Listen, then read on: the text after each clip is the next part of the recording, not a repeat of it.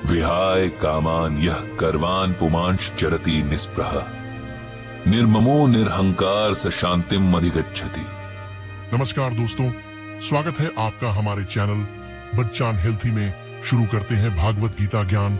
इसमें मिलेंगी आपको जीवन की सारी समस्याओं का समाधान, जीवन की सच्चाई के माध्यम से, बिल्कुल सरल शब्दों में। ब्रजभूषण उर्फ पंडित जी का ब्लॉग गीता ज्ञान बहुत जल्दी लोगों के बीच काफी पॉपुलर हो गया था।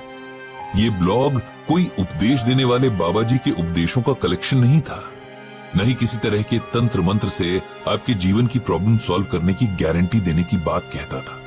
यहाँ पंडित जी सीधे सरल शब्दों में श्रीमद् भागवत गीता के श्लोकों का अर्थ और उन्हें किस तरह असल जिंदगी में उतारा जाए ये बताते थे। पढ़ने वाले उनसे आर्ग्यूमेंट भी करते थे कि यहाँ पर ऐसा क्यों कहा गया है, वैसा क्यों कहा गया है, या ये असल जिंदगी में पॉसिबल है ही नहीं, वगैरह वगैरह। पंडित जी हर सवाल का स्वागत करते हैं क्योंकि सवालों से जवाबों के रास्ते खुलते हैं। कई बार सवाल हमें उस जवाब तक ले जाते हैं जिसे हम न तो पहले सोच पा रहे थे, न किसी बात को देखने का ऐसा नजरिया बना पा रहे थे। ऐसा नहीं था कि पंडित जी का गीता ज्ञान बस उनके ब्लॉग तक ही सीमित था। अभी भी अपने दोस्तों के बीच सुबह शाम की सैर या हर शाम पार्क में जमने वाली बैठक में वे कभी कभार स्पिरिचुअल डिबेट्स कर लेते थे। वहां भी उन सब में अक्सर मतभेद होते, लेकिन मनभेद कभी नहीं। पंडित जी के दोस्तों में एक वर्मा साहब भी थे। उनका शहर में खूब बड़ा कपड़ों का बिजनेस था जिसे अब उनके बेटे संभालते थे। वर्मा साहब ने तो अब खुद को पूजा पाठ और दान पुण्य तक ही सीमित कर लिया था। शहर की कोई धर्मशाला, कोई मंदिर, कोई सरकारी स्कूल ऐसा नहीं था जहां वर्मा साहब की दान की हुई कोई चीज ना हो। ये कैसे पता चलेगा कि कोई चीज वर्मा साहब ने दी है? तो उसके लिए वाटर कूलर, पंखे वगैरह दान की हुई चीजों पर हर दानी की तरह उसका नाम जो लिखा रहता था। रोज शाम की बैठक में वर्मा साहब अपने किए दान पुण्य की बातें करते। ऐसा करने के पीछे उनका शायद कोई स्वार्थ ना हो, बस आदतन कर देते थे। लेकिन बाकी के बुजुर्गों को ऐसा महसूस होता कि वे अपने अगले जन्म के लिए कुछ भी पुण्य नहीं कमा पा रहे हैं। अब सब लोग वर्मा साहब की तरह तो पैसे वाले हैं नहीं, अभी भी घर की जिम्मेदारियों से घिरे हुए हैं, और दान तो कोई तब करे जब फैमिली की जरूरतें पूरी हों। वर्मा साहब की कहानी भी बड़ी इंटरेस्टिंग थी। ऐसा नहीं था कि उन्हें सब कुछ विरासत में मिला हो। उनके पिता की शहर के एक बड़े चौराहे पर एक छोटी सी किराना की दुकान थी, और फैमिली बड़ी थी तो बस गुजर बसर करने वाले हालात थे। वर्मा साहब का मन कभी पढ़ाई में लगा ही नहीं। उन्हें तो बाजार की चहल पहल अट्रैक्ट करती थी। पिता की छोटी सी दुकान पर बैठना उन्हें कभी रास नहीं आया, लेकिन मजबूरी थी। पिता ने साफ कह दिया था कि या तो पढ़ाई करो या दुकान संभालो। वर्मा साहब छोटी सी उम्र से दुकानदारी करने लगे। अब 20 साल के युवक हो गए थे और जिंदगी घर और दुकान के बीच ठीक ठाक ही चल रही थी कि एक दिन अचानक उनके पिता चल बसे। अब जाकर वर्मा साहब को एहसास हुआ कि पिता कैसे पूरे परिवार को बांधे हुए थे। उनके बाकी भाई तो पढ़ाई में बिजी थे और उनकी पढ़ाई के सारे खर्चे इस छोटी सी दुकान पर ही डिपेंड करते थे। इस तरह छोटी सी उम्र में एक तरह से पूरे परिवार की जिम्मेदारियां वर्मा साहब पर आ गईं, और कम उम्र में पड़े बोझ ने उन्हें वक्त से पहले ही सीरियस बना दिया था। अपनी मेहनत और बिजनेस माइंड के दम पर वर्मा साहब ने एक छोटी सी दुकान से इस शहर के सबसे बड़े कपड़ा व्यापारी तक का सफर तय किया था। आज उनके बेटों के पास एक सफल कारोबार है जिसकी नींव उनके पिता के पसीने की नमी थी। पंडित जी अक्सर एक बात नोट करते कि तमाम पूजा पाठ और दान पुण्य के बाद भी, जीवन के सारे सुख और सम्मान होने के बाद भी वर्मा साहब के चेहरे पर सुकून गायब रहता, जो एक्चुअली होना चाहिए था। हालांकि वो कभी उनसे पूछने की हिम्मत कर नहीं पाए, क्योंकि किसी से जुकाम बुखार की बात पूछना अलग बात है, लेकिन उनके बिना कहे चेहरे से झांकती टेंशन का जिक्र करना, क्या पता सामने वाले को अच्छा ना लगे। धीरे धीरे वर्मा साहब ने पार्क में आना कम कर दिया। पूछो तो बताते कि तबीयत थोड़ी सही नहीं लगती, इसीलिए नहीं आ पाते थे। सबकी तरह पंडित जी ने भी इसे उम्र का खेल समझा, लेकिन ये खेल कुछ और ही था, जिसका पता पंडित जी को जल्द चलने वाला था। जब लगातार एक हफ्ते तक वर्मा साहब पार्क में नहीं आए, तब मित्र मंडली ने सोचा कि क्यों ना उनके घर चला जाए, उनका हाल पूछा जाए। जिसके पास जब समय था उनके घर मिलने गया। समय निकालकर पंडित जी भी गए, और वहां जाकर फिर उन्हें वही एहसास हुआ। कि वर्मा साहब को शरीर नहीं, मन की परेशानी थी, जिसे वो किसी से भी बांट नहीं रहे थे।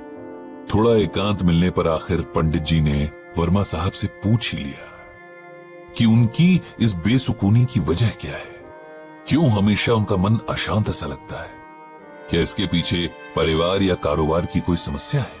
वर्मा साहब जैसे किसी के इस तरह के सवाल पूछने के इंतजार में ही थे, और पंडित जी के प्रति तो उनके मन में बड़ा सम्मान था ही। जानते थे कि पंडित जी बहुत सुलझे हुए इंसान हैं, सबके मन को समझने वाले और समझाने वाले भी हैं। यार पंडित, मेरा मन हमेशा अशांत रहता है, मैं कितना भी पूजा पाठ करूं, दान पुण्य करूं, लेकिन मुझे शांति नहीं मिलती।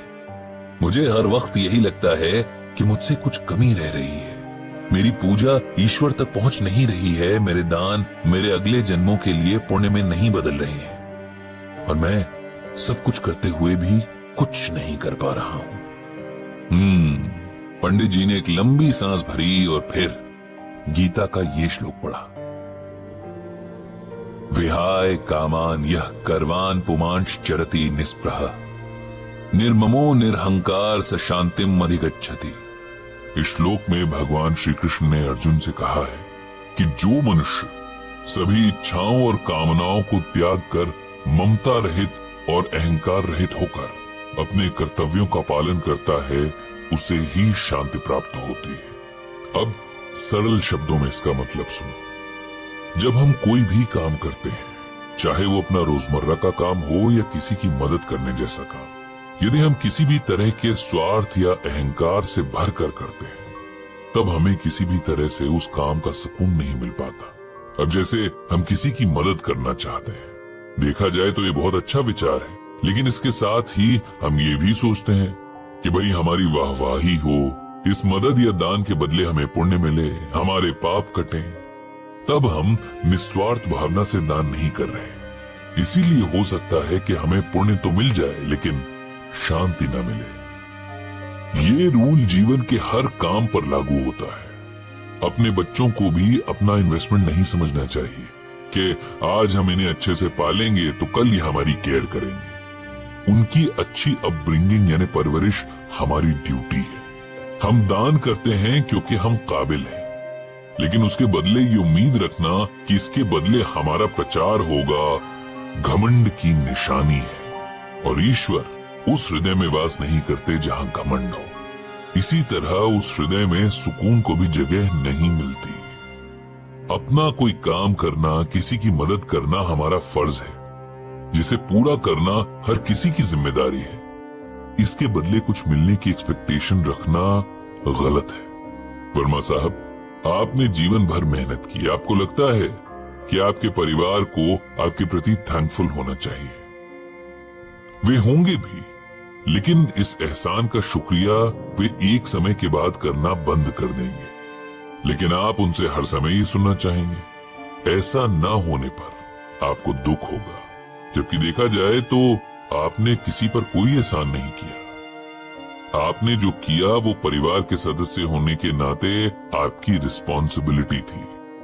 हर कोई अपने परिवार और समाज के प्रति इसी तरह अपनी रिस्पॉन्सिबिलिटी निभाता है। आप पूजा पाठ करते हैं, ये भी उस भगवान के प्रति हमारा फर्ज ही है, जिसने हमें मनुष्य के रूप में जन्म दिया और इस धरती के सभी सुख भोगने का अवसर दिया। अपनी पूजा का प्रदर्शन करके भी हम उस सुख से हाथ धो बैठते हैं। इसीलिए कोई भी काम बिना घमंड और सेल्फिशनेस के किया जाना चाहिए, तब मन पर किसी तरह का बोझ नहीं होता। हम जानते हैं कि हमने अपना काम अच्छे से किया है, बाकी उसका फल जो भी मिले उसे ईश्वर और किस्मत पर छोड़ देना चाहिए। वर्मा साहब को अब समझ में आ रहा था कि कहीं न कहीं उन्होंने आज तक जो भी किया उसमें उनका एक स्वार्थ जरूर रहा। लोगों द्वारा उनके एफर्ट्स को स्वीकारे जाने, उनका गुणगान किए जाने की इच्छा रही, और जब इसमें कहीं कोई कमी दिखी तो उनके मन का सुकून छिन गया। गीता के इस ज्ञान ने मेरी आंखें खोल दी। मुझे समझ आ गया है कि शांति की राह बिना किसी अहंकार और स्वार्थ के किए काम में है। उनके चेहरे पर अब थोड़ा सुकून झलकने लगा था, देर आए दुरुस्त आए वाला सुकून। पंडित जी भी खुश थे कि आज गीता ज्ञान के कारण एक और मन को जीवन का सही रास्ता मिल गया। उन्होंने मन ही मन भगवान श्री कृष्ण और श्रीमद् भागवत गीता को प्रणाम किया। धन्यवाद। आशा करता हूँ इस गीता ज्ञान के माध्यम से आपकी सभी समस्याओं का समाधान कर सकूं। बाकी अगले एपिसोड में बात करेंगे।